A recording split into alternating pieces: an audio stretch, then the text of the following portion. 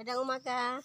Itong matinganan ng culvert guys, ginawa ng mister ko guys para hindi siya mahirapang gumawa ng mating sa culvert guys. Ganito magmating ng culvert guys para hindi oblong yung ginagawa niyong mating guys. Ito guys Gamit ito sa number 18 na culvert guys. Ito na round bar guys, pinamating ng mister ko. Siya ang gumagawa nito guys, yung hulmahan ng mating guys para madali lang siyang magawa ng mating nilalagay doon sa culvert guys.